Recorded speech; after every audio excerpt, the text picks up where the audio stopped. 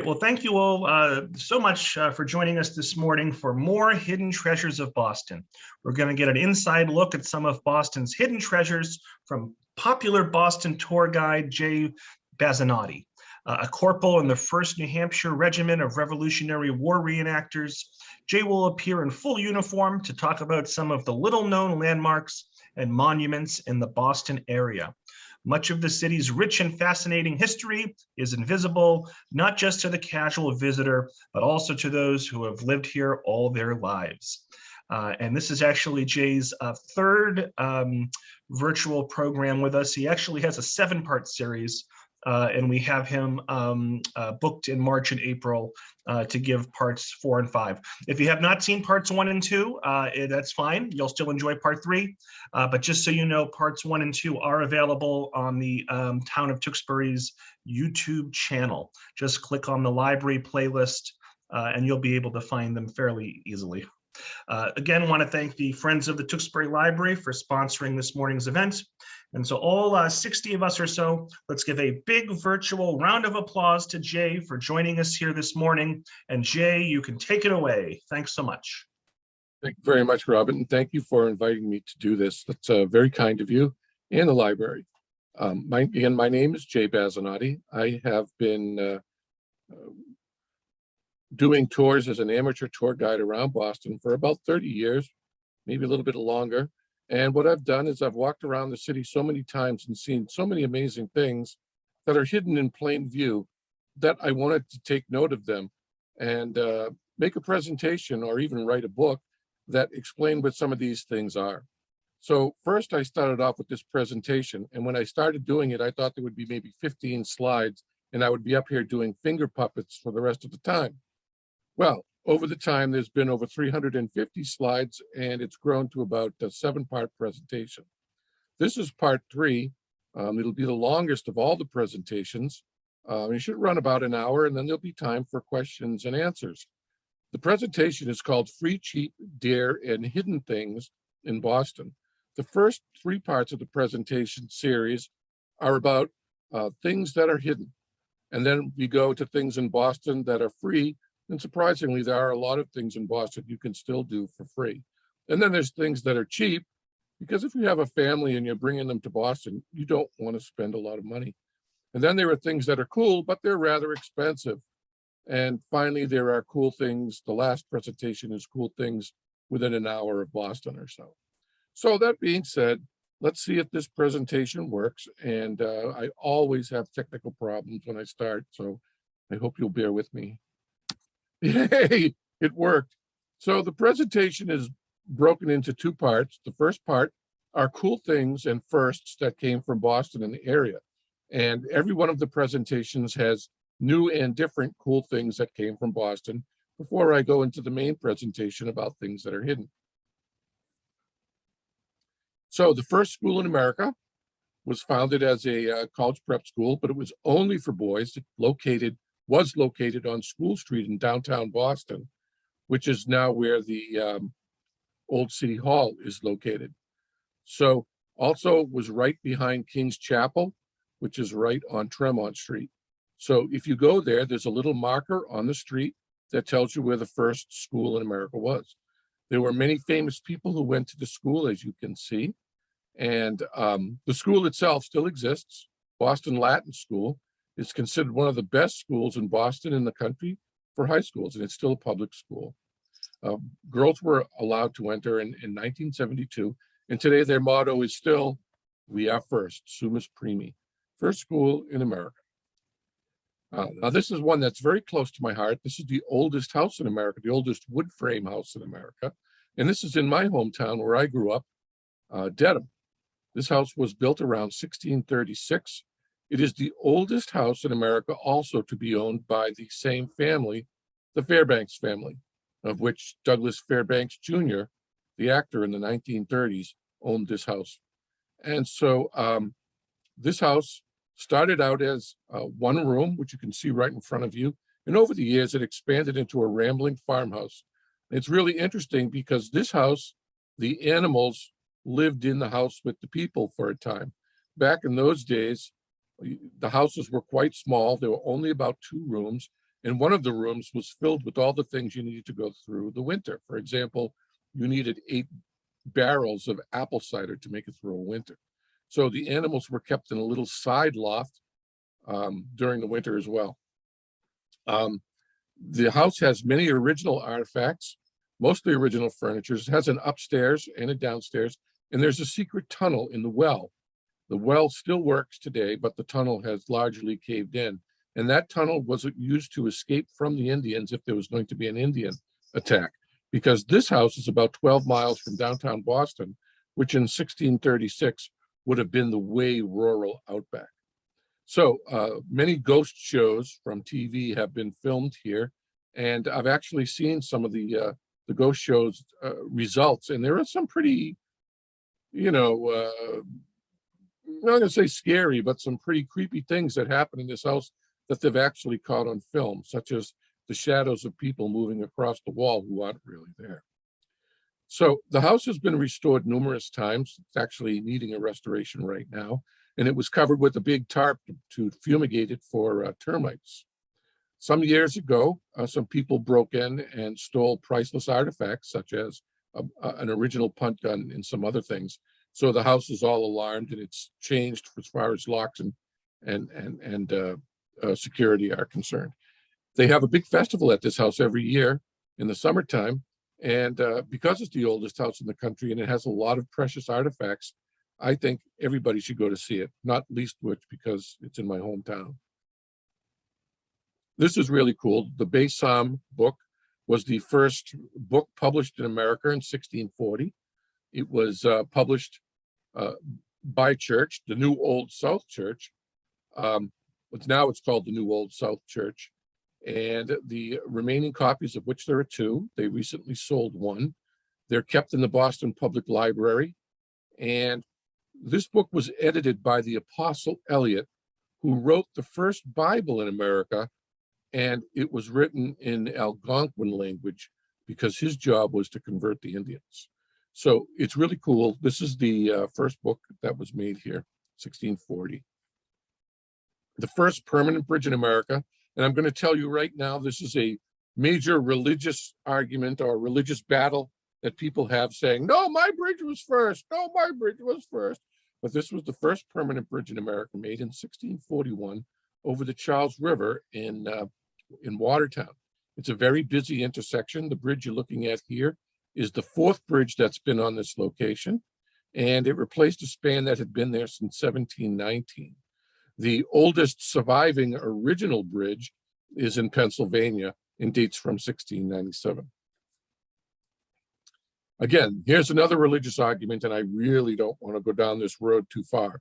The first public library, and I put that in parentheses, was in America. It was in Boston in 1720.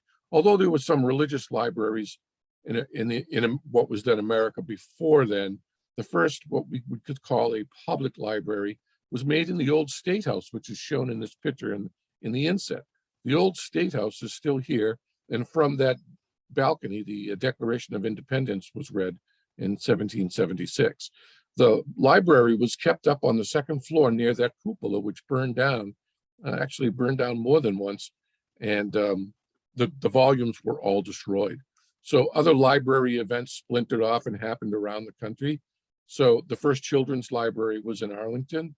The first tax-supported library was in New Hampshire and Peterborough. The first subscription library where you paid a money to be able to come and look at the literature was by Ben Franklin in 1731. Now, libraries as we know them today, where you can go in and check out a book and then bring it back in a couple of weeks, started first in Franklin in 1791. And it was started by Ben Franklin as thanks for having a town named after him, and he donated a whole bunch of books. That's the Franklin Library in front of you in the big picture, and what's behind the camera is actually the statue of the first woman soldier who fought for the Revolution back in those days. Smallpox inoculation. This was a very cool thing. Smallpox was a horrible, horrible thing back in the days of the colonials. And it could kill a very large minority of the population every year. And so smallpox was brought to America from England, and it killed off most of the Indians even before the King Philip's War. So it was quite a scourge. As you can see, it was very scarring to people, and it would turn your teeth black, and it was just a horrible thing for people to deal with. And one of the biggest problems was Boston was still kind of in survival mode.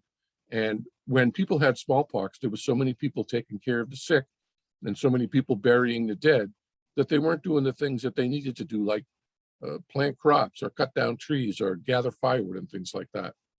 The interesting thing about this was the cure for smallpox at the time was discovered in Africa 700 years earlier, and slaves had been introduced into Boston around 1741. And one of them was the slave Onesimus, who was the slave of Cotton Mather, who was a prominent preacher. And he told Cotton Mather how to cure it. And what they did was they would take a coin and rub it in the pus of somebody who was infected, and then make a scratch on a person and place the coin on the scratch. Then the person would get a weak form of the disease and generate immunity. So when Mather started to do this, and he started to preach about it from the pulpit, he had the assistance of Zabiel Boylston, whose grandson, Boylston Street, is named after now because he donated a lot of money to Harvard University. But there were two factions of people in the city: the people who thought inoculation was against God's will and wanted to kill Mather, and the second group of people who wanted to get the inoculation as soon as possible, because smallpox was such a horrible, horrible disease. So many people would throw rocks and firebombs through the window of the house of Cotton Mather and try to kill him. And then at night, in the middle of the night, when no one knew what they were doing, they would bring their children so he would inoculate them. So as a result of his work, within a few years, smallpox was virtually eliminated from Boston. Later on, during the Revolutionary War, George Washington came out and said that smallpox was a greater threat to his army than the British, and twice he required the American army to be forcefully inoculated against smallpox. All right, I'm cheating now. I'm going to tell you right up front that I'm cheating here, the screw lathe. This instrument was invented about 30 miles from Boston, and it was actually on the border of Massachusetts and Rhode Island. It's called at the Slater Mill in Smithfield. I highly recommend you go to this mill. It was the first factory in America, and I'm cheating because this is probably the greatest invention since the invention of the printing press. It was invented in England and America at the same time, and what it does is it made it possible to make lots of screws in a hurry. Now, people had recognized that screws were critical since the Bronze Age, but every single one of them had to be made by hand. Even Leonardo da Vinci tried to invent a machine that would make a lot of screws at one time, and he failed. And people had tried forever, ever since then, to make a machine that could make screws.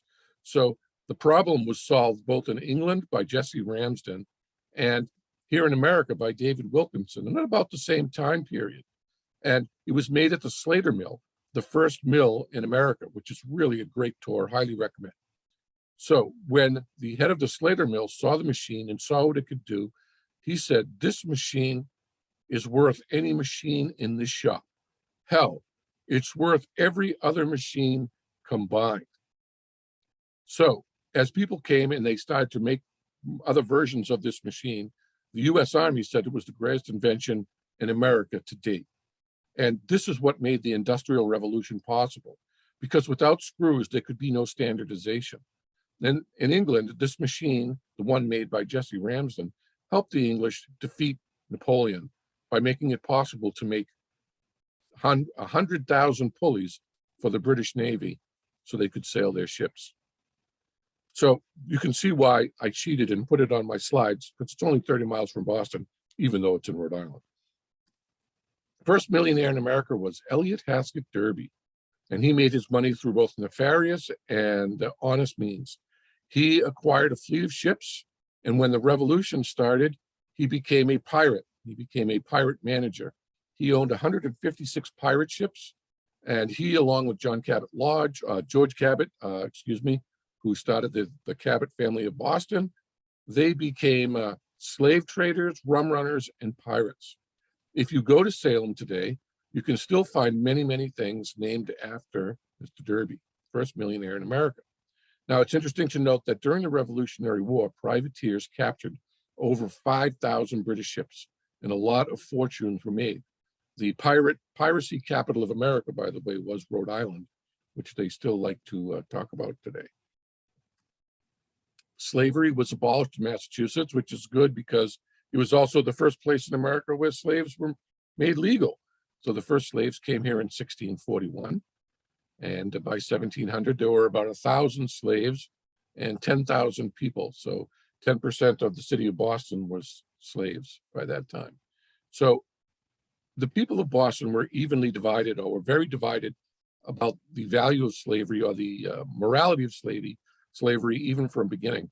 One of the governors of Massachusetts, Matthew Vane, who was governor during the 1600s, railed against slavery. And one of the reasons he was called back to England was for that reason. And he was replaced because he thought slavery was wrong. So as time went on, the action against slavery grew and grew and grew. And the laws changed so that slaves could first get manumission, which is the slave owner was allowed to grant freedom to the slave. And then as time went on, they were integrated into the militia. And as we know, Crispus Attucks was the first ex-slave, or first a black man and slave killed in the Boston Massacre, and one of the first people, if not the first person, killed during the Revolutionary War. And his grave is in the old granary burial ground. So the thing I like to point about this is England led the way on abolishing slavery, and while America retained slavery, Massachusetts abolished it, many years before England. So America was the powerhouse, was the center of publishing in America, and actually Ticknor and Fields started here, which became Houghton Mifflin, and which still exists today. And so as a result, there were many books published here, many famous books. The first novel in America in 1789, The Power of Sympathy. When this book came out, it was considered a racy novel of sex and romance, although nothing like that is ever discussed. And if you actually read the book, it's incredibly boring. I've read like 4 pages of this book, and I'm sure that I could never read the whole thing. But essentially, it's a morality tale where if you have intimate relationships outside of marriage, or an affair outside of marriage, you're going to die and go to hell. I think this is really cool. So because this particular slide shows something that has reverberated throughout history. The first American ship to circumnavigate the world came from Boston in 1790. It was called the Columbia Rediva, and it was built in Plymouth, and it sailed all around the country, delivering trade and diplomats to various parts of the United States in what was then not the United States. So this was the ship that went up the Pacific Northwest into the Columbia River, up the Columbia River, which is named after it, and it went around and delivered goodwill from Boston. Eventually, the ship got old and it was broken up. But this interesting trivia note was that the Columbia Space Shuttle was named after this ship, which I think is very cool. And it was from Boston. Yay. This is a little known piece of history to people who do not navigate by the sea, but everyone today who does navigate by the sea knows Nathaniel Bowdridge. In fact, we actually have a ship in Boston named Nathaniel Bowdridge. His impact on navigation cannot be underestimated. In fact, every U.S. Navy ship is required to have his book of maritime navigation, and almost all maritime people have a copy, or at one time had a copy of his book, which gives times of tides, and it's like an almanac for navigation. So this book is still in print today. He updated it himself. He wrote it because the books that existed at the time were so filled with errors that ships would drive into the rocks as a result of the mistakes. So it has been considered one of the greatest products of the modern age. And along with the chronometer, which was invented in England by John Harrison, is considered one of the greatest boons to navigation. The oldest social organization in America in 1810, and this is the Society for Apprehending Horse Thieves in Dedham, and I'm proud to say that I am a member of this organization. It has thousands of members worldwide.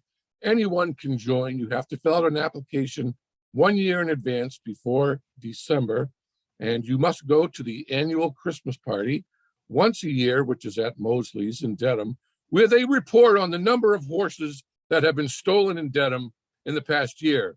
And the fact that there are no horses in Dedham anymore is irrelevant to the fact that they have been 100% successful in stopping horse thievery.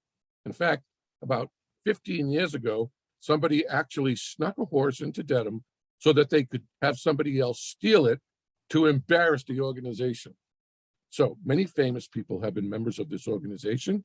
And when you join, you get a real police badge. It's actually pretty cool.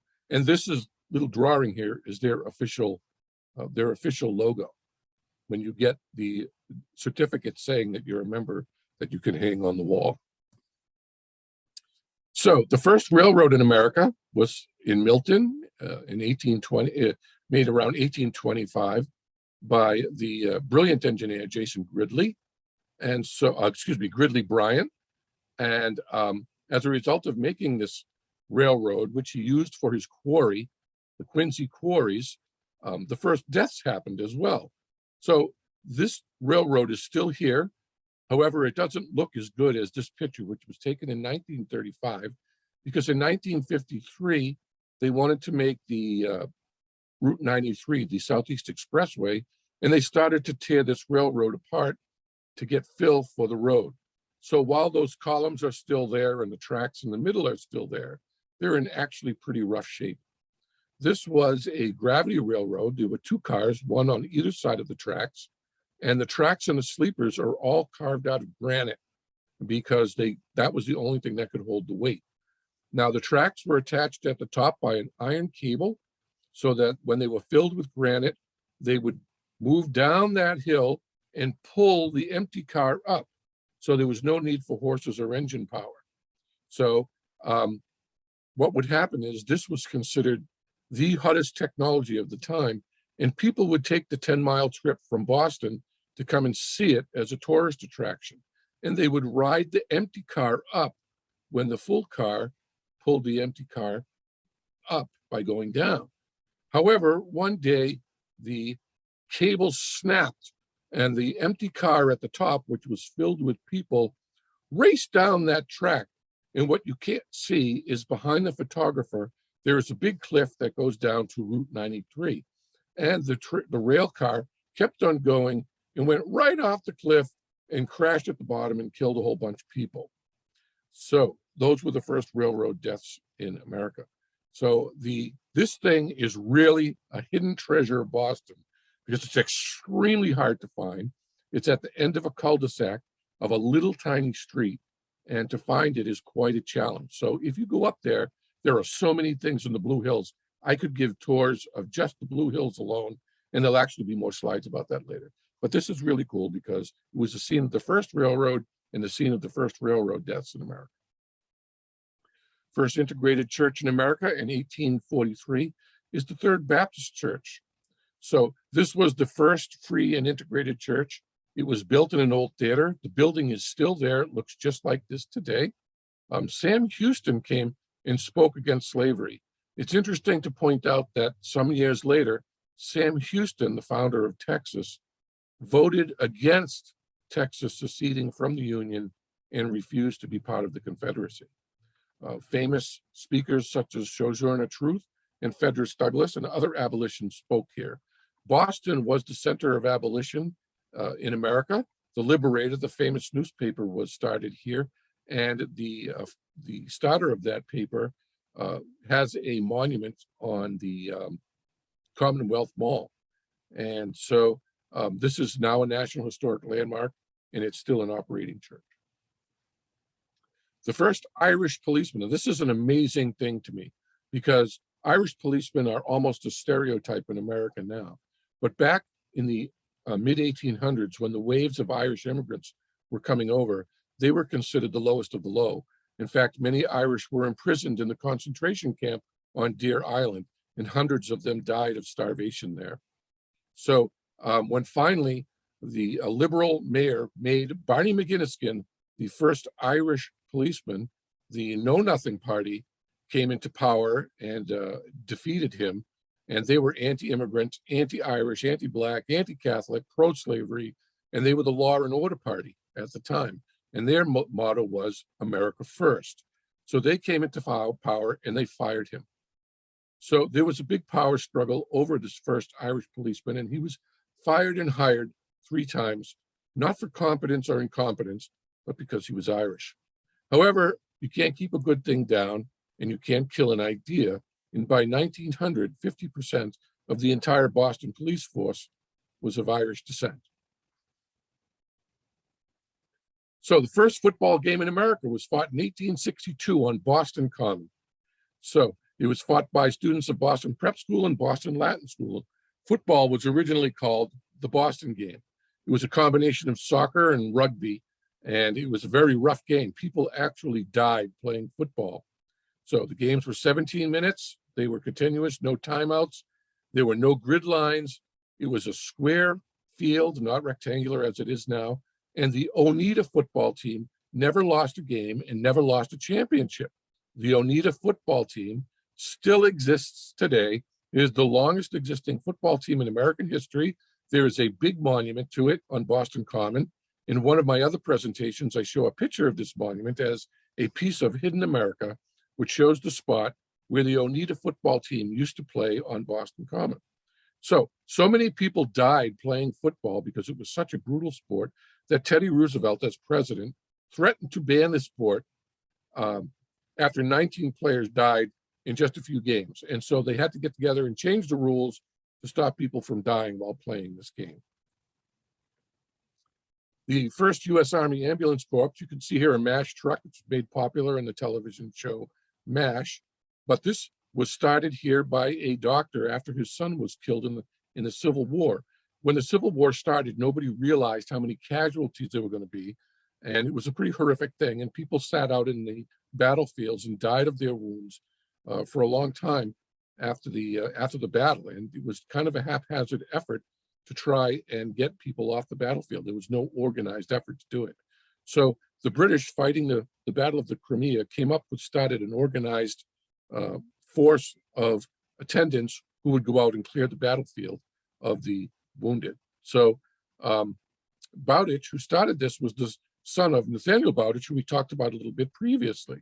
So starting the ambulance corps allowed men in wagons with ambulance corps written on them to go out, even under fire, and try and move wounded men off the field. So this was tried before the Battle of Antietam, but as it turned out, it was very poorly organized. And instead of helping the wounded, the ambulance drivers would take the ambulances and drive away to safety. It took a lot of work to get them to work together to actually bring the wounded off the field. But by the end of the Civil War, medicine had improved so much that much of our battlefield triage treatment is still based on many of the things they learned during the Civil War. This is not such a proud thing that Massachusetts should be proud of. The first biologically dead river. The Blackstone River winds down from Worcester to the Narragansett Bay, and it has a lot of power in it, so a lot of mills were built on it. It was also a big open air sewer, and everything that could be dumped into this river was dumped into it, so that by 1864, it was as dead as the moon. And not only was it dead, but it was poisoned. And all the farms on either side of it, all the way up to Worcester, if they took water out for irrigation, they would kill their plants. If they took water out to give to their animals would die. And the water was so poisoned that when it poured into the Narragansett Bay, it killed all the fish. And so the state of Massachusetts declared the river biologically dead. And then it started paying claims to all the farmers and all the fishermen who used to make their livelihood. Now, the river has been largely cleaned up because all the factories are gone. But you can see, like this abandoned factory here, the skeletons are still there. And most of them have been turned into condominiums. And some of them are National Historic Park sites. And there is a bike path where you can drive your bicycle from Rhode Island all the way up to Worcester. It's actually pretty cool. I've done it twice. So as we're moving up in years, in 1878, the first black policeman in America was hired in Boston. His name was Horatio Homer. He was probably one of the most brilliant men in the country at the time. He was considered a polymath.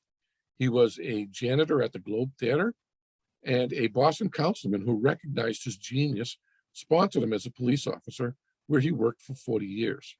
He was considered the unofficial mayor of Boston because he could speak so many languages that when dignitaries came to Boston, he was brought along to do the translation and give the tours. So he retired as a Boston police sergeant in 1919, right before the Great Boston Police Strike. Now, a bad thing had happened in Boston from it was the first police force formed in America back in 1835. But by 1919, Boston was an underpaid, overworked police force that had to pay for their own uniforms, had to work 6 days a week, had to sleep at the barracks, only got paid every month, and their shifts would run for 13 days. So they wanted more money. They went on strike. They caused all kinds of riots as a result. And the Boston police strike is quite a famous event in American history, not just Boston history. So important to many people, the first beer draft pump was in America in 1890 at Ram Ryan's restaurant, still in the same location, still in the same building in South Boston. It's actually right off the highway. It's easy to get to. The food is great. It has the oldest hand-carved bar in Boston, in America. And you can still see the oldest pump, which in those days used a foot, and you would pump it with your foot, and it would force air into a wooden barrel, which then allow the operator to pull the draft handle, and the beer would come out and make a draft. Later on, an electric motor was added, and you can still see this thing. It's in a glass box. It's pretty cool. This building that you see here is eventually going to be torn down, and Amrines will be wiped out because they want to put a giant condominium tower there. It's actually too bad. It will also destroy Amrines' Mull's Diner, which is across the street. If you like to go to a restaurant and not pay for parking, one of the cool things about this restaurant is it has a giant parking lot, which you can kind of see in the distance, and it's free. The good thing about that is you can park there and get food, then walk to the bus stop and go to downtown Boston for the day. Boston Cooking School Cookbook from Fanny Farmer, 1896, was developed here. This book is still in publication today. It is one of the most famous cookbooks in America, and it was the first cookbook to treat cooking as a chemistry. Instead of a pinch of that or a dash of this, they actually measured out with teaspoons and cups that were standardized to make recipes repeatable. So you can still buy this book today, and you can get old copies on eBay. Oldest marathon in America, 1897. So going back to the time of Greece when Phidippides ran to tell the Athenians of their victory, Boston's marathon is the oldest from 1897. So the original marathon was about a little bit shorter than it is now, and it originally was only for men. But in 1967, the first woman ran in the race, which we'll talk about a little bit later. And it was always a free race, so it never attracted the best runners in the world until 1986, although many purists think it was better before we started offering prizes. And as you know, at this spot where these people are running, it was the scene of the Boston Marathon bombing in 2011. This is an interesting thing that I was very excited to discover, that the first modern handcuffs were made in Boston in 1912. Handcuffs have been around to control people since about 3500 BC, we think. The modern handcuffs, which have been used since then, come in three types. The hinge type, which is a big piece of metal with a hinge in the middle, so you could just go like this. Then there's the rigid type, which you can't move your hands at all. And then there's the chain type, which you see here. The most popular in the world is the chain handcuff, which you see here. It was invented by George Carney in 1912, and the patent was purchased from him almost immediately by the Peerless Company of Chicago, who still makes police equipment today. Peerless and Smith & Wesson, which is a Massachusetts company, are the biggest sellers of handcuffs in the world, and Peerless is considered the very best. Handcuffs are made of the very best steel and are so strong that you can't even shoot them open with a gun if you were stupid enough to try it. Well, you could probably break the chain. Chocolate chip cookie was invented here in 1938. It was created at the Toll House Inn. It became known as Toll House cookies.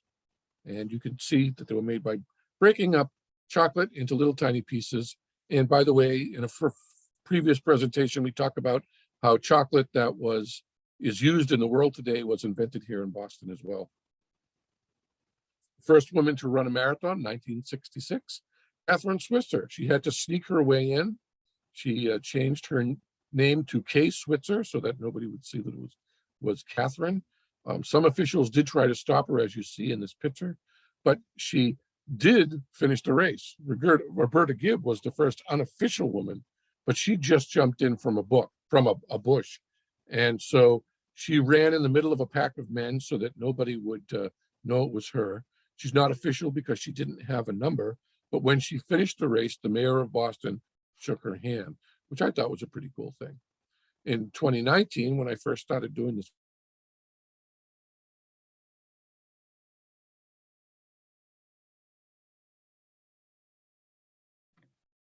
Oh, did we lose you, Jay?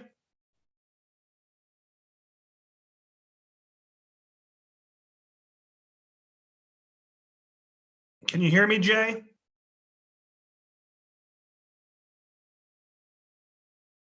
Folks, I think we may have temporarily lost Jay. Or am I the one who's lost? Can someone let me know in the chat if they can see Jay?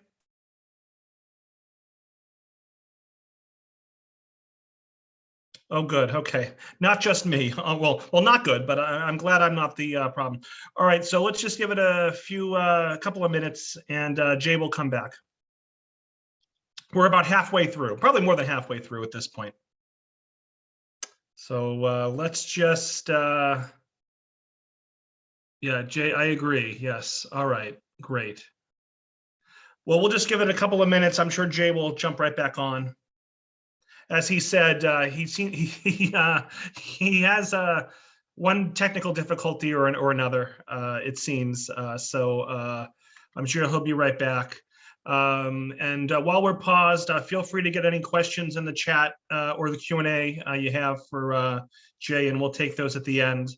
Elaine, I do see your questions already in the Q&A, so feel free to get those in there. And we'll just give it another minute or two. Hopefully Jay will jump right back on.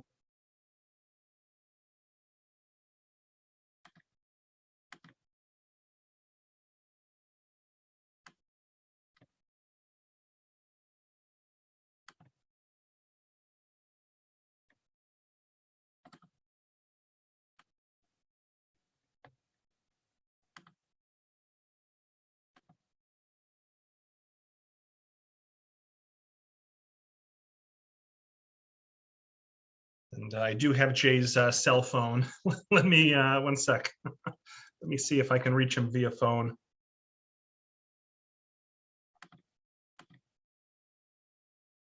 Yes, never a dull moment. I will, Jacqueline, I will give him a call, absolutely. Bear with me, folks. Maybe weather related too. Hopefully he didn't lose power. Let me see.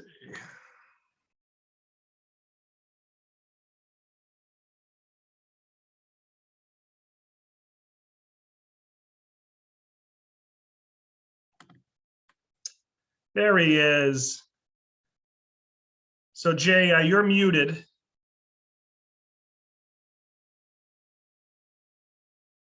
So Jay, we can't hear you. I think you're muted. yes, I was muted. I'm sorry. I've had some kind of a power failure because of the storm. My internet has been knocked out. All right. So does that? So I imagine you probably don't have your PowerPoint presentation on your phone. I would imagine you're right. All right. So I was halfway done. Yeah, you were about halfway done. That's what I thought. All right. Well, why don't we answer some questions, and then if your power doesn't come back in 5 minutes, maybe we'll end a little early here. Sure. So let's see here. Jean wants to know how much does the Boston Marathon cost to enter now? Do you happen to know that, Jay? I don't. I think it was $100. My brother actually ran it a couple of years ago, and I think that's what he paid. But I don't really know. Yep. Elaine says, where was the Globe Theater? Back in those days, there was a whole bunch of what they considered museums and theaters on what's now Tremont Street and the next street over, Washington Street. So the Globe Theater was around there. And that actually made a big difference later on. At the time the Globe Theater was there, Tickner from Tickner and Fields created a museum. And back in those days, museums were like vaudeville show houses that also had things like famous artifacts. And the Globe Theater was one of those series of museums. And today you can still see the Paramount and the Orpheum and all those places which were left over from those days. Elaine asks, is the Toll House Inn still in Wakefield? As far as I know, yes. I have not gone there in more than 20 years, so or even gone by it in more than 20 years, so I'm not entirely sure. Gail asks, the oldest house in Dedham, what was its name, and how can we find out when the summer festival will be held there? All right, it's called the Fairbanks House, right? It's the oldest wooden frame house in America. Some people say that there are older stone buildings from the Spanish time in Florida and even in Texas, but this is the oldest wood frame house in America, and it's been proven dendrochronologically. I think that's the right word. If you go on their website, they will tell you when their festival is. And it's usually, I believe, in August. Great. So if folks have any other questions or comments for Jay, get them into the chat now. Otherwise, we're going to end the call relatively quickly here. Gail says the Toll House building in Whitman is not standing, but the sign is still up. Oh, cool. Thanks for that, Gail. So it looks like my internet has come back. I don't know if this is working for you, but I apologize for this. Oh, wonderful, Jay. This is great. No, most people have stuck with us. All right. I'm going to hang up my phone. Yep, sounds good. Yeah. So Jay, so you want to shut your phone off though, yeah, and then you want to unmute your computer. Yep, I'm trying to do that now. Okay.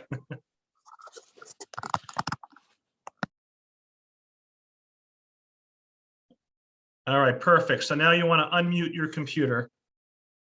Yep, thank you. All right, and you should be able to share your screen. All right, I'm going to share screen.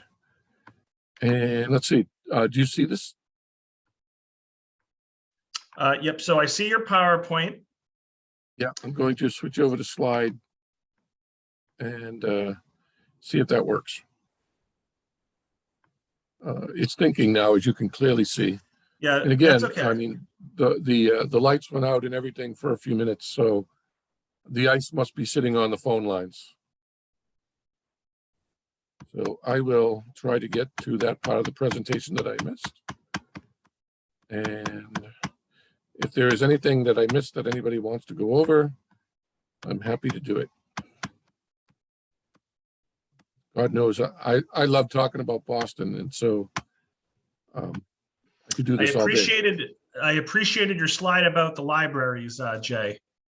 Yeah, I mean, as I said, it's working for a library. You must be part of the whole religious battle between who's the first library. It goes on all across the country. To our knowledge, the Tewksbury Library was the first library built on the grounds of a state hospital. Okay, so you can put us in there in tiny print. But anyway, so yep, let's keep going, Jay. Glad your power's back. Yep. Right. So this part of the presentation is the third part of Hidden Boston, things that are hidden in Boston. And so what we'll start with, oops, I screwed up. I'm totally discombobulated, I apologize, is what happened was at MIT, behind the Infinity Corridor, which is inside that giant building with the big dome, there is a tree that was grown from the apple tree that Isaac Newton used to develop the laws of gravity in 1666. So in 1942, Edward Vedder took a shoot from that tree in England, brought it over to MIT, and planted it in this little atrium. Well, sadly, what was not realized at the time was that that atrium doesn't really get very much sunlight. So the tree, which you can see here and is the focus of many pranks from students, isn't very large and doesn't really grow very well because of the location of the tree. However, every now and then it will actually make a little tiny apple. And what has happened then is become actually a symbol, and other scientists and people have come and cut off shoots and brought them to their other colleges and cloned the tree and planted them in other universities around the world. You can actually go see that tree, by the way, at MIT. All these things you should be able to see. And, you know, I want to point out that all of this stuff is independent of COVID. So some of these things you might not be able to see because of the COVID, or they'll be strictly curtailed or changed as a result. This thing here on this slide, the Lawnette D, is one of the most astonishing things that I've discovered in Boston. And I discovered it totally by accident. The building in the background is the multi-billion-dollar convention center, which was built in Boston some years ago. And what they did was behind the convention center, they put this big field for events, which is an activity park. And it has all kinds of things that are geared primarily towards adults. Like they have all kinds of giant swings for adults and lots of cornhole games. There's checkers and chess. And that little tent in the foreground that you see there is a giant bar. And in the summertime, when there's no COVID, this place is really pretty jammed. And you can actually rent out part of it for parties or weddings or just for fun. And the cool thing about this is one of the few parks that are in the redeveloped South Boston area. That's one of the biggest weaknesses, in my opinion, of the South Boston Development Plan, was that there was no overarching plan for green space. And this is one of the few that you can go to. And this truly is a wide open hidden part of Boston. This is one of my favorite things in Boston, and I love to take people here. This is the Great House site at City Park Square in Charlestown. And this was discovered when they started to do the Big Dig. There used to be a big overhead highway here that was connecting Charlestown to Route 93. And when they tore it down, they discovered the foundation of the Great House, which all that's left of it now is this foundation marker in this park. So this park was the seat of, this area was the seat of government. Charlestown is where everybody came after they left Plymouth. They didn't come directly to Boston, but they hated Charlestown because it didn't really have very good water for making beer, which is the reason they moved to Boston and bought Boston from William Blackstone, who was the founder of Boston, actually, because he had great water. So this building was called the Three Cranes Tavern. And what was kept there was the Massachusetts Compact, which was actually written on the Mayflower, and it outlaid how Massachusetts was going to be run. The compact disappeared. We have no idea what became of it. And the only reason we know now what the compact was because John Winthrop copied it down in its entirety in his diary. And you can actually go to the Massachusetts Archives building, which is in a later slide, and see what's left of the Massachusetts compact. So this park is a beautiful park right at the beginning of Charlestown and is an awesome walking site from Paul Revere Park to Charles River Locks, the North End, to the Charlestown Navy Yard, up to Boston Monument. It is a little known park that's a great middle ground where you can take a rest. And it doesn't show it in this picture, but it is a beautiful park. And I love it because of that foundation for the Three Cranes Tavern, which you can look at how small it was back in those days. And that was a large public building for its time. I find this to be really cool because I love all this Boston history. This is a bronze set of potato bags, which are very close to that park that we just talked about. They're on a staircase on the Miller River. The Miller River is largely gone now. It's been filled in and covered over. But at one time, it was one of the most important rivers in Boston. This is how all our fruits and vegetables came and were brought to the giant wharfs that happened to be there. Those wharfs extended for hundreds of feet. People came from all over Boston to shop on Miller's Wharf and get their fruits and vegetables. This was true until 1932. And there were all kinds of vegetable markets and gardens. This was truly lost Boston. In 1962, by 1962, a lot of this stuff had moved away. People were going to supermarkets. Haymarket Square in Boston was still pretty big, and the wharfs burned down. So as happened in Boston a lot, Boston was the arson capital of the world back in the 1980s. When people got tired of their buildings in Boston, they would just burn them down. As it turns out, it was the head of the arson ring was the head of the state police arson unit. So there was a lot of fire that Boston was burned down for money. And one of the whole wharf area was wiped out and lost. And the only thing that remains is this little monument to tell you that it once existed. So this is a really beautiful thing. And these are the Charleston Chimes. So these were installed in 2000, and anybody can see them. You walk by them, you drive by them, and you can strike these bells as you go by, and people do it all the time, and you can hear them from a great distance, and it makes quite a bit of noise when you're walking over the bridge. I love this one of my favorite, George Washington's sword. On Public Gardens is a gigantic statue of George Washington. Many consider it the best statue in America. It was made by Thomas Ball in 1859. And the reason it was put here was because this is where George Washington dismissed the United States Army, including the 1st New Hampshire Regiment, of which I am a member. The 1st New Hampshire Regiment was the first unit to be inducted into the Army and the last to leave the Army. So Washington dismissing his troops from his horse is depicted here in the statue. However, over the years, people have stolen his sword so many times that now the sword is made out of fiberglass. So that if it's stolen, it doesn't matter. And they don't damage the statue by stealing the sword. You can see that Washington is holding the sword in his left hand as he rears up on his horse. So that sword is made out of fiberglass. This is a very curious thing, the cannons of the USS Constitution. As you know, the Constitution is the oldest commissioned floating warship in the world. It is not the oldest commissioned warship. That's the Victory in England, but that ship is in permanent dry dock. The Constitution not only is in the water, but still sails a few times a year, going out to Castle Island and being turned around. And some years ago, they actually raised the sails on the Constitution and sailed it a little bit.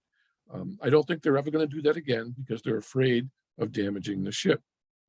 So when the ship was made, they procured 54 cannon for the Constitution. And these cannon were made in the USA. However, when you go on the tour, you can see these cannons have the symbol of the King of England on them.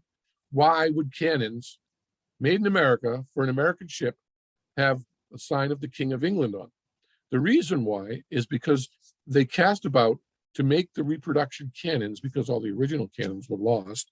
And they used these cannons that were left behind by the British when they abandoned Boston and now sit in Cambridge Common. And they used them as the model. And in the model, in the original cannons, are the sign of the King of England. So in the cannons that were cast for the Constitution, this symbol came as well.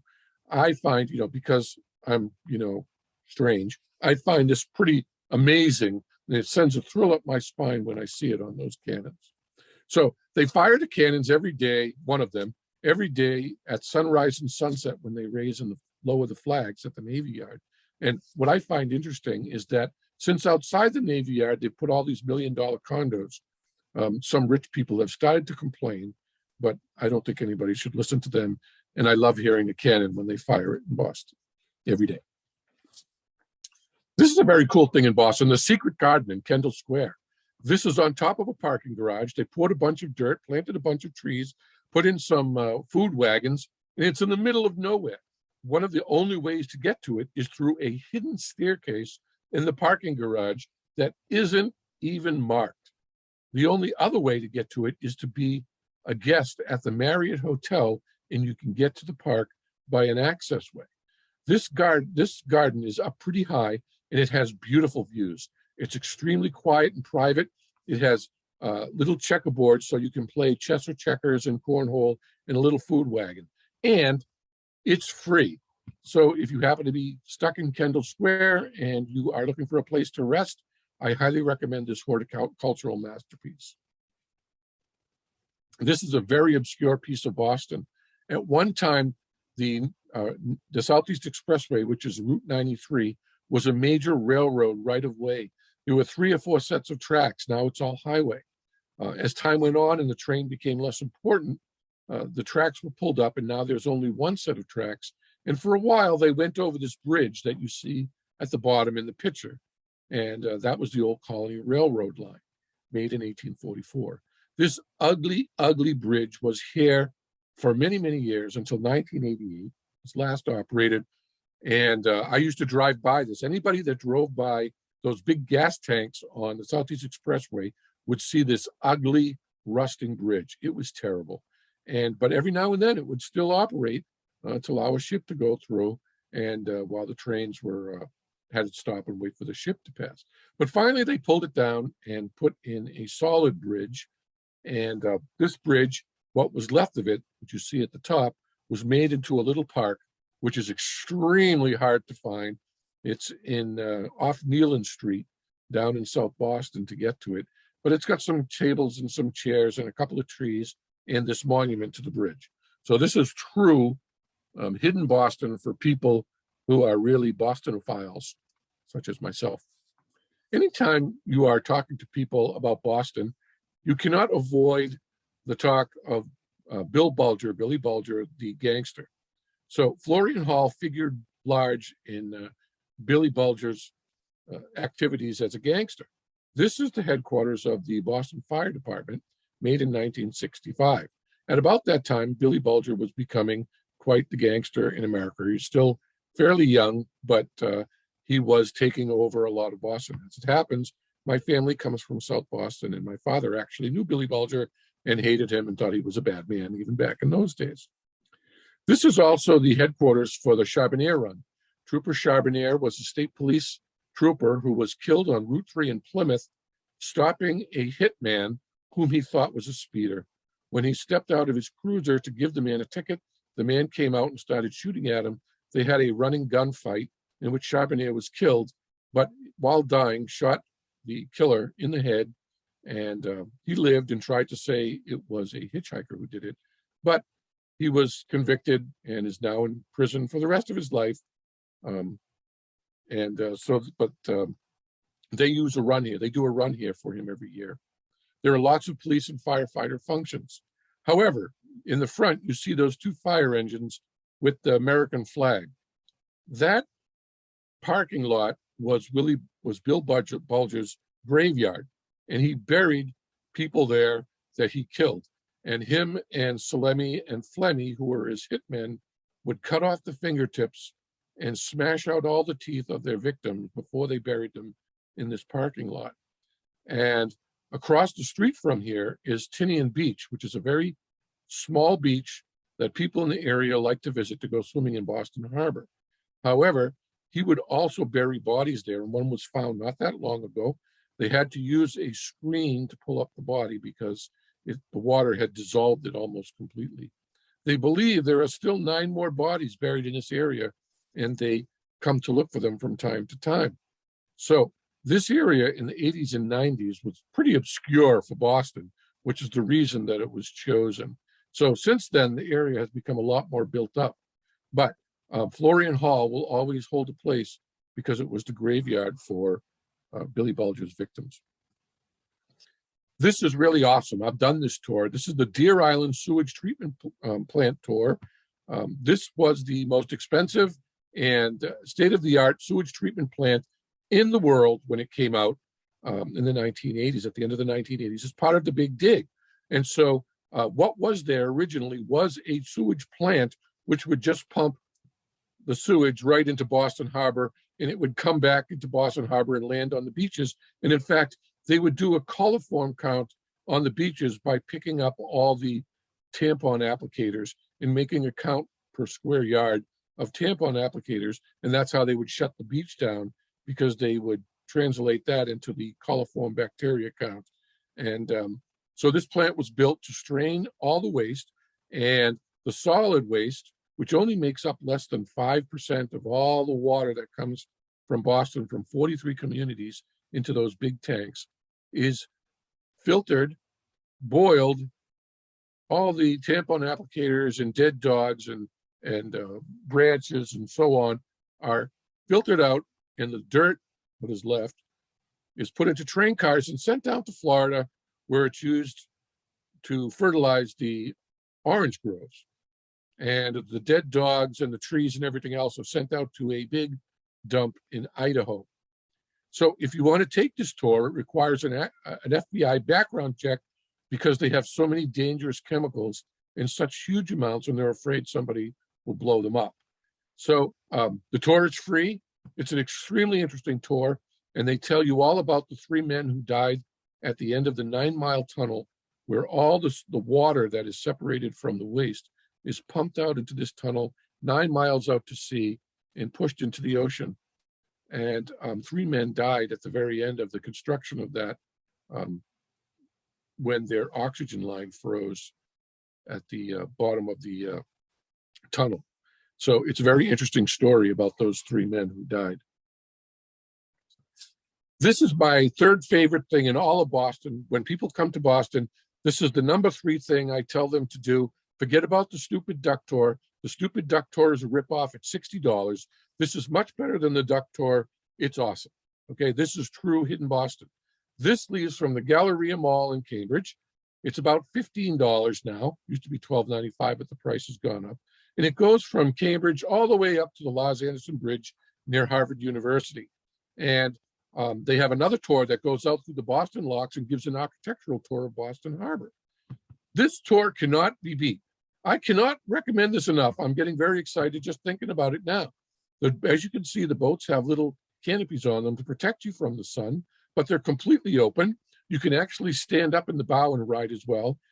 There is a volunteer from Boston by Foot, by the way, I am a volunteer for Boston by Foot as well, who gives a lecture while the boat is going and tells you what you're looking at.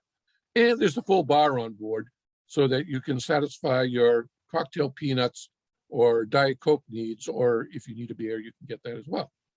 For touring, this can't be beat. I can't recommend this enough. As I said, this is one of the top 3 things I tell everybody to do when they come to Boston. And if you like hidden Boston, this is the true hidden Boston right here. Norenbegga Tower. Actually took me quite an effort to find this. It's in Weston on the Charles River. It was made by E.N. Horsford, who we talk about in a different presentation. He was a chemist at Harvard University who invented baking powder. So anytime you use baking powder, you're using Horsford's invention, which was invented here in Boston. So he believed, he was kind of a nutbag, but he believed that the Vikings came up Charles River and landed at this spot. And so he built a tower that you could go up and see where the Vikings would come up Charles River. He called it Fort Norenbegga. So Norenbegga, by the way, is the Algonquin word, Indian word for Norway. Now, this building is 38 foot tall. It has a great view from the top, but the gate is always locked. It's really hard to get in this building.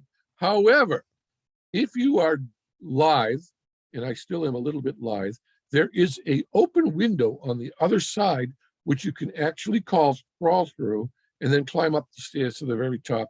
And I'm telling you, it's so worth it. If you can find this, this is true hidden Boston. This is another one of my favorite things, the Chart House. It's the oldest commercial building in all of Boston. It was John Hancock's counting house.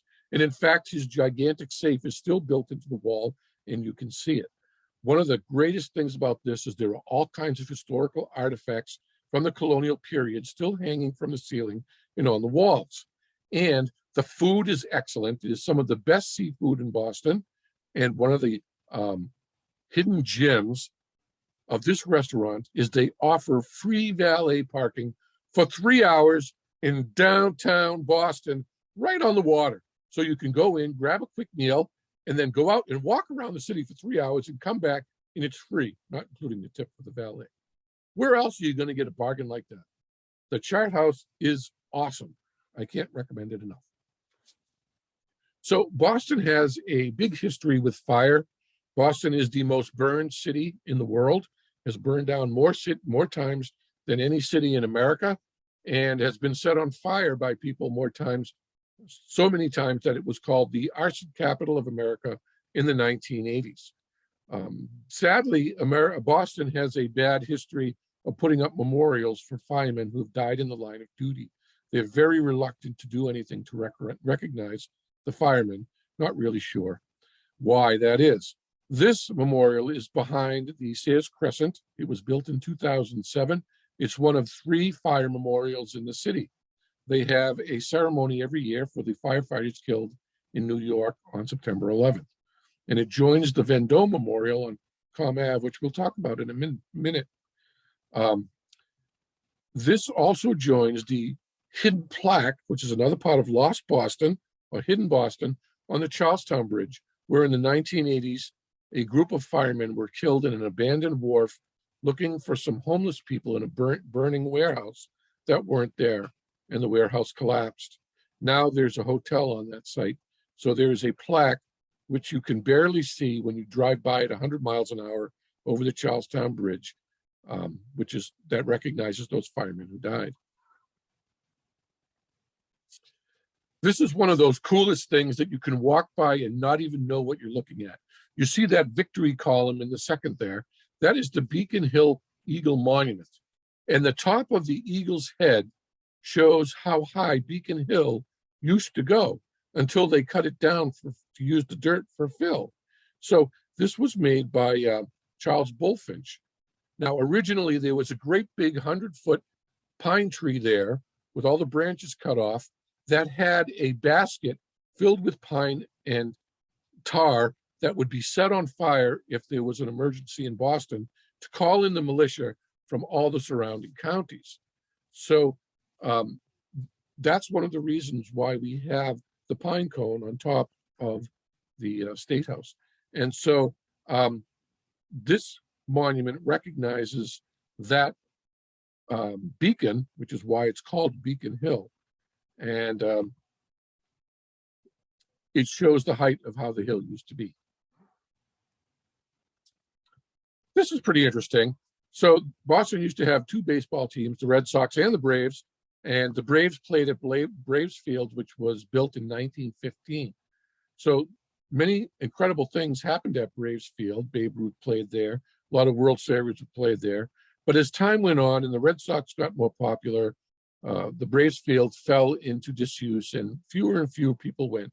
They even lowered the field, digging it out completely 9 feet in order to put in more seats so they could make it more attractive to people. But the field failed and the team moved away. However, the buildings are still there. And you can see in the bottom picture what they originally looked like and what they are now, which is a police station for Boston University. This is the Mass Archives building. I'm not going to kid you. The Mass Archives building, unless you are a true history buff, is very, very boring, even though it's free.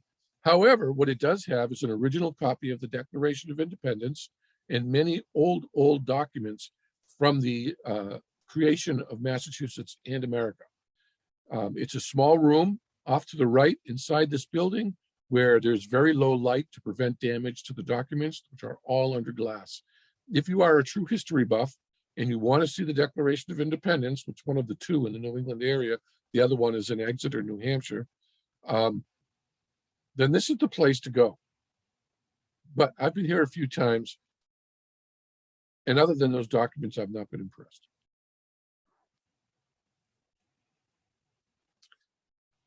This is the Museum of Contemporary Art branch, which is on Boston Harbor on the Boston side. This is the East Boston side, and this is in the center of a very interesting area. I'm going to tell you quite frankly that I found this museum to be really boring. However, there are a lot of sculptures outside and it's near Piers Park in the Nantucket Lightship. And right behind the person taking this photo is KO Pies, which is a company that sells Australian pasties. And I highly recommend you going there rather than going to this museum. But if you like contemporary art, then this might be up your alley. Pie Alley is a very famous place. This parking garage right on the right, you can see the little entrance to Pie Alley. Pie Alley is a hidden place in Boston that goes up to Old City Hall and takes you from, I think it's Washington Street, where the South Meeting House is, the Old South Meeting House. And there are all kinds of little quirky stores and restaurants. There's a cobbler, there's a little bar, there's a copy place that makes copies and so on. But back in the old days, this was a place where all the newspaper men came, because this was Newspaper Row, and they would come to have their lunch. And newspaper men, they would have little letters in their pocket that we used to type, to make the type to print the paper, and the type would fall out, and that type was called pie back in those days. So there was so much loose pie on the ground that it became known as Pie Alley. And you would get pie and coffee for a nickel at many of the diners that were there. And this was the last place in Boston that served cat pie that was made from stray cats that were captured. And they did that until 1968. At the end of this tunnel, this alley, is the very first firebox, those little red fireboxes that you see still from time to time. That was a Boston invention. And firebox number 1 is right there at Old City Hall, because Old City Hall was considered so important, and it's still there. So there is more incredible history in this block than you can shake a stick at. You can walk around this block and spend an entire day looking at the incredible history that exists in this area. So this is the Vendome Phi Memorial. The Vendome building is a very historic building by itself. It was an old hotel. It was the first commercial building electrified in Boston, and it was done by Thomas Edison himself.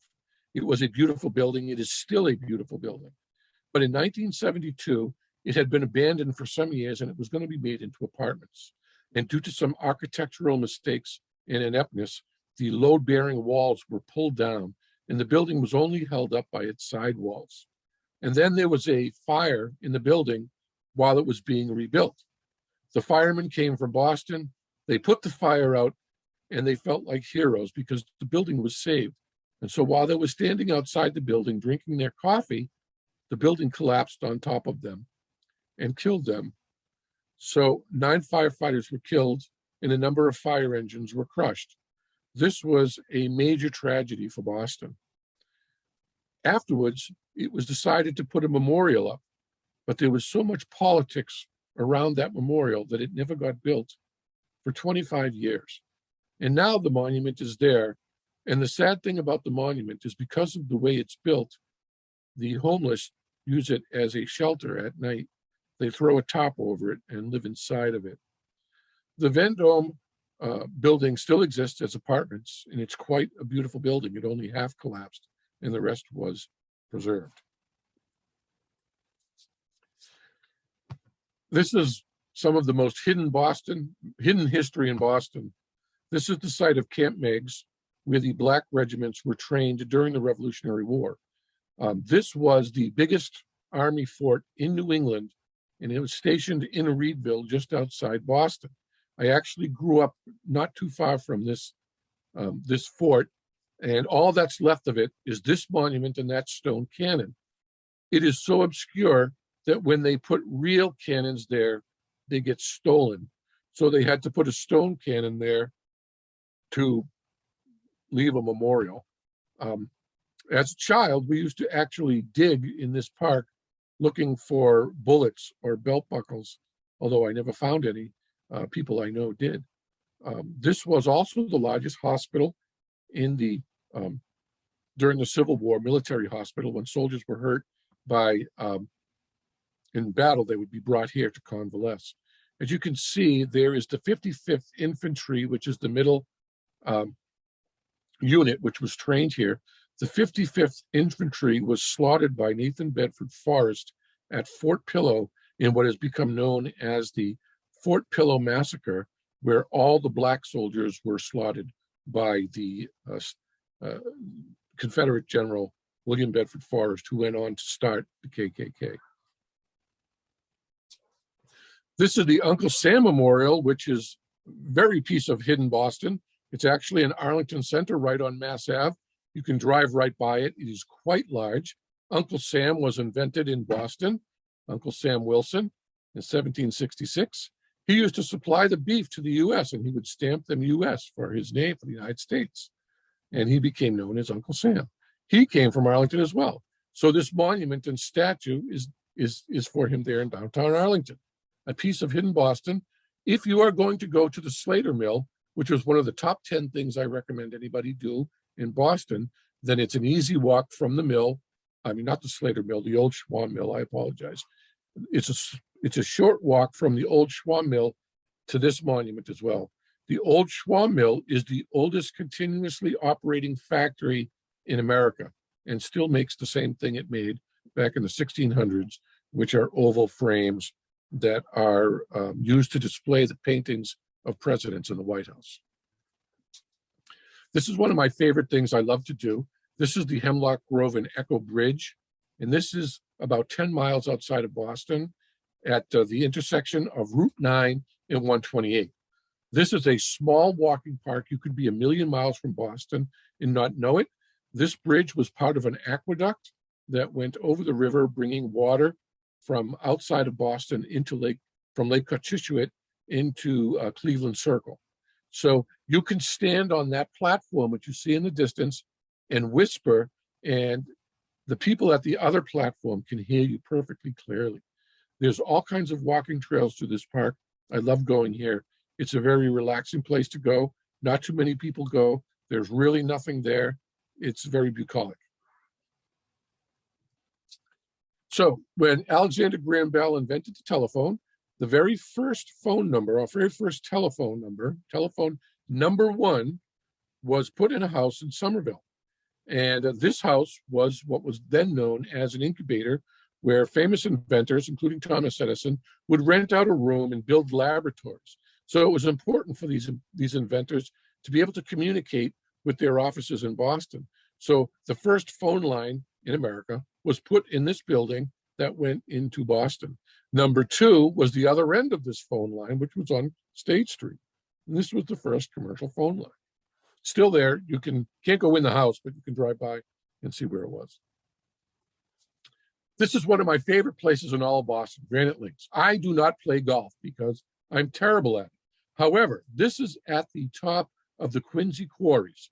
And if you visit the Quincy Quarries, which is the subject of another one of my presentations, when you leave the quarries, you go to the top and you can have a burger at an outside venue and look at people playing golf and have the best view of Boston that you will ever find. It's from the top of the Blue Hills, and it's just quite an amazing place to go on a summer night, have a drink, have a burger, and meet with people. This is beautiful. I highly recommend it. Like I said, if I was doing a tour of Blue Hills, I could spend an hour at least just talking about all the cool things up there. This is a beautiful thing in Boston. It's very hard to find. It's very rare. This is the College Club of Boston. It is a hotel, a boutique hotel run by female college students training for hospitality management. It was started in 1890. It is right on Commonwealth Avenue. You could walk by it and not even know it's there. There are only 11 rooms. Each of the rooms is extremely luxurious. And until the 1960s, the fireplaces were actually working fireplaces. Everything in the rooms is as close to original as can be. You can rent these rooms off season for about $90 a night. So it is really a wonderful place. They don't have the amenities. There's no gym, there's no pool, but they do serve a continental breakfast. This is a wonderful place if you have people coming in from out of town. I'm not trying to shill for the organization, but this is a beautiful hotel, and they will actually let you go in and look at the rooms and see what they look like. You don't even have to rent a room to go and look at them. Again, I am not a sponsor for any organizations, but there are some things in Boston that are so cool that they have to be pointed out. and the Bricko Sweets and Bakery is one of them. This is down a tiny little alley, which you would never even know. It's in the north end. It's very hard to find. And down this alley, there is a boutique hotel, there's an underground bakery, and there's an Italian grocery store. So if you go down this little alley, there is so much to do. And there's an outdoor restaurant that is hidden from the world in the Bricko restaurant as well. So this is well worth any visit to the North End. The food of Bricko is great. Staying in the Bricko Suites is an experience. And to the right there where the Christmas tree is the bakery, which is down in the basement. And they will make bread for you, which is incredibly fresh. So I can't recommend this enough. It's one of my favorite places in Boston. Everything is one of my favorite places in Boston, I guess. This is another incredibly hidden and cool thing in Boston, the Hidden Kitchen. This is in the South End across from what used to be the Boston Flour Exchange on Albany Street. So they only serve breakfast and lunch. It's run for the past 30 or 40 years by the same people. It only has 4 tables, and you get your bagel and your bacon and eggs, and people will come in for takeout breakfast, and they'll line up outside the door. Every time I go into Boston, I try to make a stop into this place to get bacon and eggs. You know, most people don't sit down, so it's easy to get a table. They come in and take out. It is well worth the visit. The Donald Mccain Memorial is something that has always been close to my heart because this is what you see in Boston Harbor, right off Castle Island. And this is a monument to Donald McKay, who was a pioneer builder of clipper ships, which were fast cargo ships that could be sailed with many masts and big sails with only a few men. And they were competing with steamships, were just starting to get popular in those days. They held the record. One of McKay's ships held the record for going to the Far East, and it held that record until 1989 when it was beaten by a specially built sailing ship. The Flying Cloud made that journey in 89 days. So McKay's shipyard was in East Boston. It is still called the McKay Shipyard. I think it's called Shipyard Wharf now, and it's condos for rich people, but it's not quite done yet. They'll also have a ferry going out there as well. So he made all these great ships, and he still died in poverty after making some bad decisions. His mansion still exists in East Boston as a National Historic Site. As a Revolutionary War reenactor, the War in Tavern is very close to my heart. It is one of the oldest surviving original buildings in Charlestown, and one of the oldest surviving buildings in America. Now, the interesting thing about Charlestown is Charlestown was completely destroyed by the British during the Battle of Bunker Hill. There were snipers in Charlestown who were shooting at British soldiers, so the British burned the entire town down. And in fact, during the Revolutionary War, after the Revolutionary War, the largest compensation claim in America was for the rebuilding of Charlestown, $786,000, which would be in the hundreds and hundreds and hundreds of millions of dollars today. So this tavern was built after the Revolutionary War and named for Joseph Warren, who probably would have been the first general, not George Washington, if he hadn't been killed on Bunker Hill. He was a general during the war, but he went up to Bunker Hill to fight as a private because, as he said, there were too many chiefs and not enough Indians. So his head was cut off by the British when they discovered who he was, and his body had to be recovered in the dead of night. And he was identified by a vest he was wearing and by a false tooth that he had in his skull. This building has lots of historical artifacts in it. I just wish the food was good.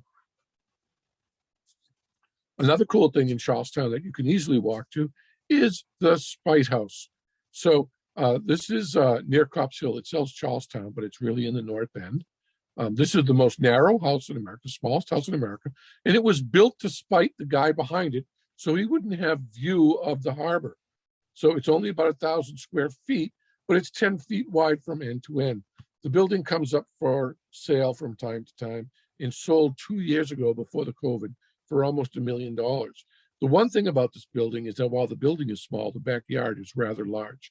You can actually go online and see photos of the inside of this building, and I can't even imagine how anybody could live inside this thing. Nix's Mate is another cool part of hidden Boston. It has a great history. All that's left of it is what you see in this little picture, a stone with the pyramid on it.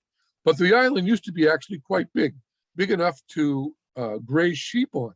It was owned by a Boston Harbor pilot named Gallup, who has Gallup's Island named after him today. It's still there in the harbor.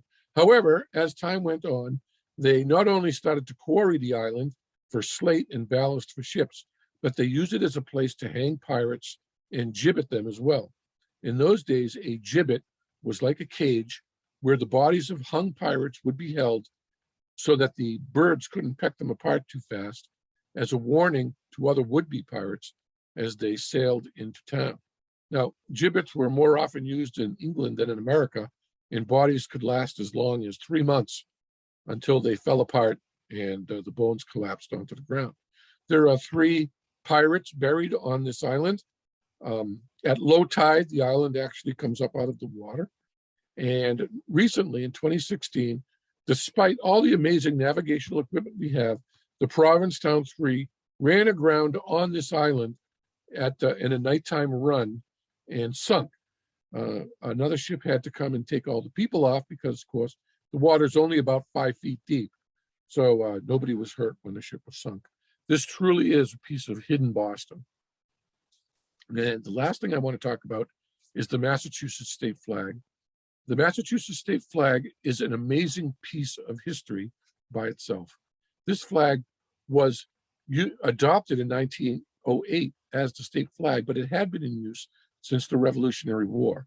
The Indian on the flag is an Algonquin Indian because those Indians that tribe was made up of Indians from every other tribe who were either kicked out or didn't want to be part of their tribe anymore. They joined the Algonquins. So what it was showing was that Massachusetts was made up of many people. He holds his arrow down to show his peaceful intent, but he has a bow to show that he can fight. The Latin motto says, "By the sword we seek peace, but peace only under liberty," which was a treatise written in 1607. So the Massachusetts founders were very well-read men. The sword is the sword arm of Miles Standish, who actually was the first white man to come to Boston, was brought there by Chickatawbit. So the right arm is used to show that we would give our right arm to fight tyranny and for justice. And the white star indicates that this is one of the 13 original states. Only states that are the first 13 original states can have a white star on them. So when you see the Massachusetts state flag, you can understand the incredible symbolism of what it means to be from Massachusetts that has been endowed in the flag itself. And so thank you for your time. I know this has gone longer than we expected. I'm sorry about the technical glitch. I'm happy to answer any questions. I don't claim to be knowledgeable about everything. Please feel free to send me an email at jbaz2001@yahoo.com. If you have your own secret hidden place in Boston that you think people would like to know about, or you would like to ask me a question or tell me something, please feel free to do so. Thank you for attending. I hope there are still 3 or 4 people still left on. We've still got over 50, Jay. We're doing okay. Teresa Thank you, everybody. asks, we'll take a few questions and comments here. Teresa says there's a beautiful, wide, paved walking and biking path that goes all around the edge of Deer Island. It has beautiful views. Yes. See, Gail says, unfortunately, KO Pie's closed. Last I read, it was sold to another restaurant owner. So check before you go to see if the new owner has set it up yet. I knew it was going to close, but I was hoping it wouldn't. Gail says Troy, New York also claims Uncle Sam, FYI. They're liars. Mike says very interesting and always a great learning experience. Gail says marvelous. Thank you, Jay. Teresa says very interesting and thank you. Maddie Ann says great presentation. I learned a lot. I think at one point you might have mixed up one of the Bulger brothers. A couple people. Oh, Whitey Bulger. Bulger. Yes, you're right. Yeah. That's okay. I apologize for that. Yep. And then Gail, question came up a couple times. Gail says, how do we find out about the in-person tours that you offer? Well, I haven't been doing them for a while from COVID. Send me a message on my email Usually I can do a walking or a driving tour. It can be tailored to whatever. I really don't charge any money, but it's, if you want to give a donation, it's good. We can focus on whether you want to see architecture or whether you want to see history. If you go for an hour or longer, there's really just standing in, say, for example, the middle of Boston Common, you can make a 360-degree circle and point at something cool on every degree. And we had a couple of Facebook questions as well. Oh, no. Bonnie wants to know, how many years have you spent researching history? Years. Yeah. Years. Many years. Since Okay. the 80s. Since the 80s. Uh, See, I'm a reenactor, and so I've been very interested in history for many years. Sure. Do you have any history on the Emery House in Weymouth? I don't know anything about it. All right, great. I'll have to look it up. There we go. Sandra says, thank you. I would love to actually see this again. So Sandra, I will email out the Zoom recording later today. And then in addition, Jay will be back the first Friday in March and the first Friday in April. And I'll send information about those two upcoming programs in the email as well. Jean says, great job. She took 9 pages of notes. So Jay, why don't we wrap it there? Do you have any last words for the group? Just want to say thank you, and thank you, Robert, for allowing me to do this.